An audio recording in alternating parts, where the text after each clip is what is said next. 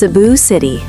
As of May 12, 2026, Cebu City finds itself at a critical crossroads, balancing the prestige of recent international hosting with mounting domestic challenges in infrastructure, economy, and public safety. From the aftermath of a major regional summit to a deepening waste management crisis, the Queen City of the South is navigating a complex landscape of rapid growth and systemic strain. Post-ASEAN summit momentum and infrastructure growing pains. Following the successful hosting of the 48th ASEAN Summit and related meetings from May 7th to 8th, Cebu City is currently experiencing a surge in international visibility. Mayor Nestor Archival reported on Monday that the city has already seen a significant uptick in investment inquiries and interest in local tourism, particularly for mountain tours and heritage sites.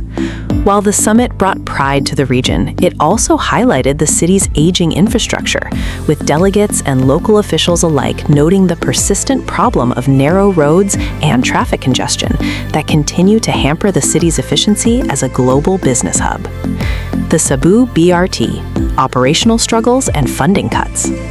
The long-awaited Cebu Bus Rapid Transit System, which finally began partial operations on March 13, 2026, remains a subject of intense public debate. While meant to revolutionize commuting, the first 2 months of operation have been marred by complaints of increased bottlenecks in areas like Fuente Osmeña and En Bacalso. Compounding these operational woes, the World Bank recently announced the cancellation of nearly $60 million in loans for the project. This decision came after the Department of Transportation failed to meet critical progress milestones, leaving several planned segments of the transit line in limbo and forcing the city to reconsider its long-term mass transit strategy. CC Lex expansion, a new vision for the South Road properties. In a bid to alleviate the traffic woes exacerbated by the BRT's growing pains, the Cebu-Cordova Link Expressway, CC Lex, Corporation, recently unveiled a $4 billion plan for a new offshore viaduct. This proposal, presented in late April, aims to connect the third bridge directly to the South Road properties, SRP, via new on- and off-ramps. Unlike previous proposals that would have displaced hundreds of families in inner-city neighborhoods like Guadalupe, this offshore design is being touted as a quicker and less disruptive solution. Mayor Archival has expressed support for the project, especially with the upcoming opening of the SM Arena, which is expected to draw massive crowds to the district. Economic outlook, stagflation risks, and rising costs. Despite the post-summit optimism, economists are warning of a stagflationary period for Central Visayas, 8% in April, significantly outpacing the national average. This spike is largely attributed to geopolitical tensions in the Middle East, which have driven up the costs of fuel and inter-island shipping, critical lifelines for Cebu's economy. With the cost of living rising and economic growth showing signs of a slowdown, local businesses are feeling the pinch, leading to a more cautious investment climate as the city moves into the second half of the year.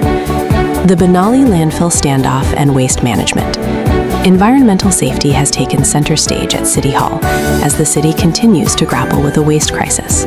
Mayor Archival remains firm in his refusal to reopen the Banali landfill, despite a partial clearance from the Department of Environment and Natural Resources, DNR. The landfill was the site of a tragic trash slide on January 8, 2026, which claimed 36 lives.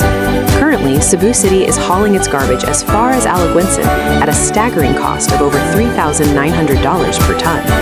While the City Council has slashed the supplemental budget for garbage hauling to encourage better waste segregation at the Barangay, executive branch maintains that public safety must come before cost-cutting measures. Local governance and fiscal discipline. The Cebu City Council has recently demonstrated a commitment to stricter fiscal discipline, cutting the proposed 2026 supplemental budget by over 163 million pesos.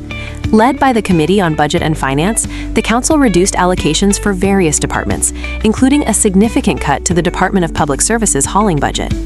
This move has sparked friction within the local government, particularly as Vice Mayor Tomas Osmeña recently threatened to resign over disagreements regarding the BRT's alignment in the SRP. As political tensions simmer, the city's leadership faces the daunting task of prioritizing essential services while managing a limited fiscal envelope in an increasingly volatile economic environment.